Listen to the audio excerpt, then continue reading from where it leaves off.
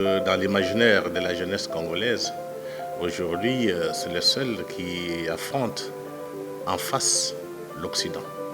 Un jeune face à l'Occident impérialiste. Donc cette image-là fait que le président Ibé est populaire au Congo-Kinshasa.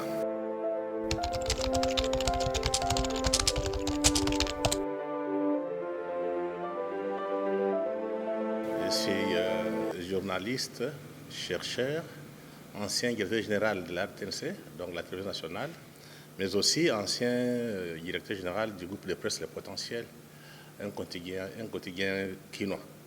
Je suis aussi responsable de l'association La Conscience nationale congolaise.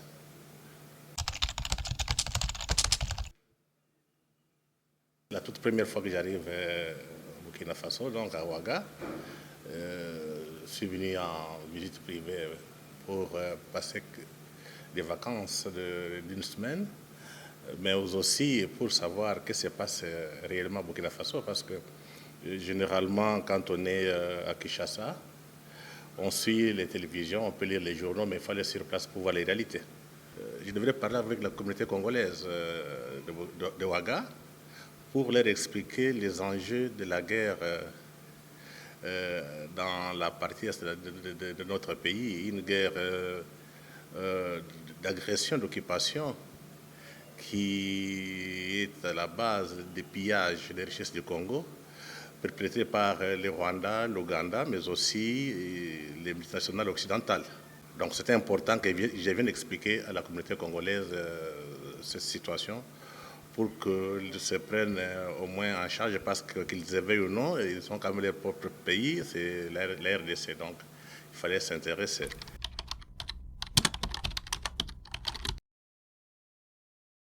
En ce qui concerne ce que j'ai appris ici, il faut dire que je suis très satisfait. Du moins, ça conforte que les images que nous avons à Kinshasa. Parce que chaque jour, je suis à la télévision, les télévisions burkinabé. Je vois comment on fait les reportages, la guerre, les changements de régime.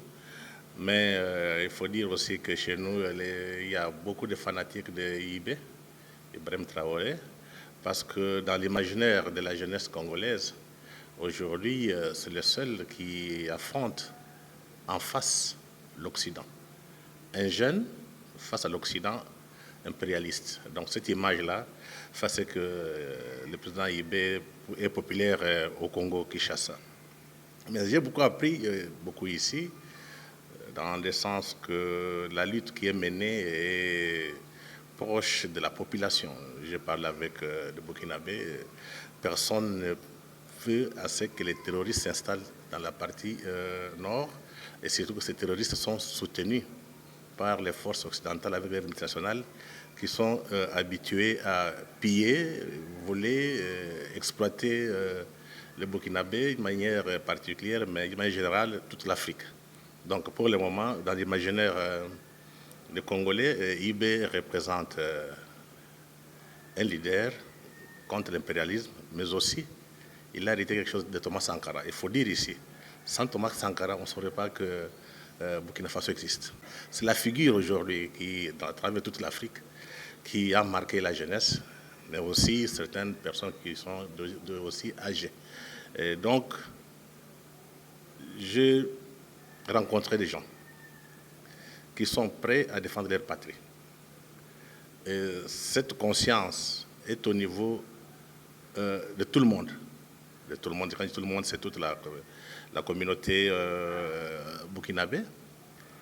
Et cela donne aussi confiance à ceux qui se battent à l'extérieur, qui pensent aussi qu'il faut se battre pour se libérer de cet impérialisme. Mais il faut aller au-delà.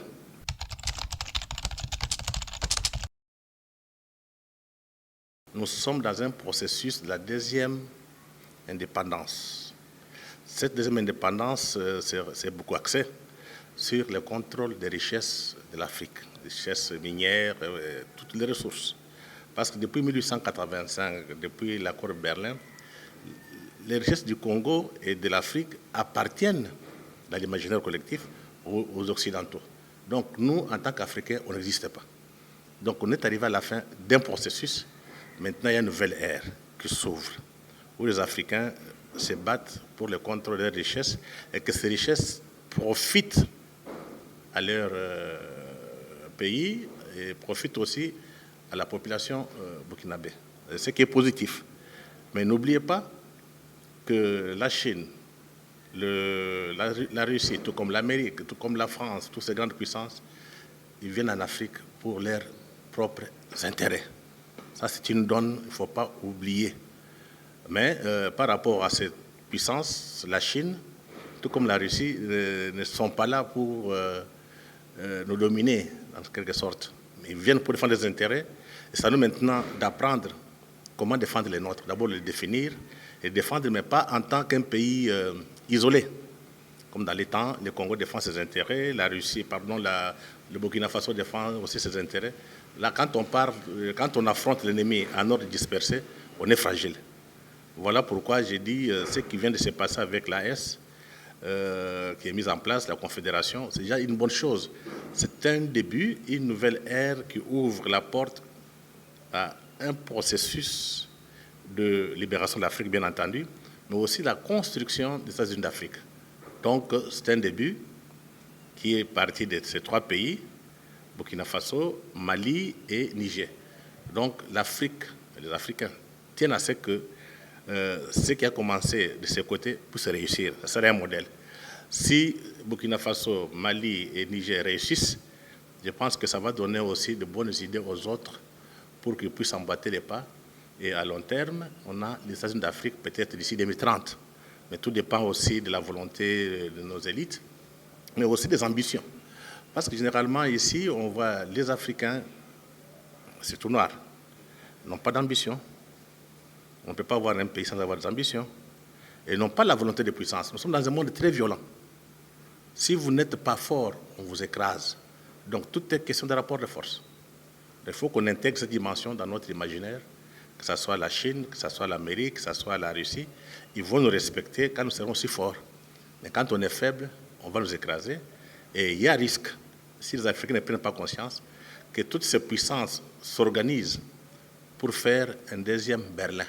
Ça signifie qu'on va partager l'Afrique sans nous et contre nous. Ça sera pire que l'esclavage.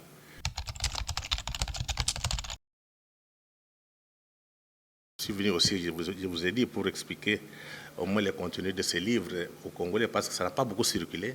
Ça a été combattu par les forces impérialistes, les multinationales, parce que ces livres de Charles Onana viennent de révéler des vérités. C'est d'abord la première vérité, il y a les génocides. On a tué 10 millions de Congolais, plus de 10 millions. Il y a 7 millions de déplacés internes. Ça, c'est les chiffres de l'OIM. Il y a aussi 500 000 femmes violées. Ça, c'est les résultats de la guerre à l'est du Congo menée par le Rwanda et l'Ouganda. Ce livre révèle aussi la dimension, ça c'est première, donc la dimension du génocide congolais. Deuxième niveau, c'est la dimension des pillages des ressources, des richesses du Congo. Donc, actuellement, je peux vous dire que l'est du Congo, il y a un territoire qu'on appelle Rubaya, ou bien c'est dans Rutshuru. C'est ce territoire qui regorge 80% des minéraux stratégiques qu'on appelle coltan.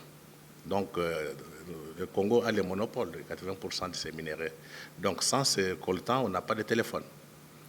Et pour les Rwandais, les Ougandais, les multinationales, il faut mettre la main dessus. Donc, ils ont pillé. Ils y pillent jusqu'aujourd'hui pour le compte des multinationales occidentales. Troisième vérité que Charles en a révélée, c'est l'implosion du Congo. Donc, tout est fait.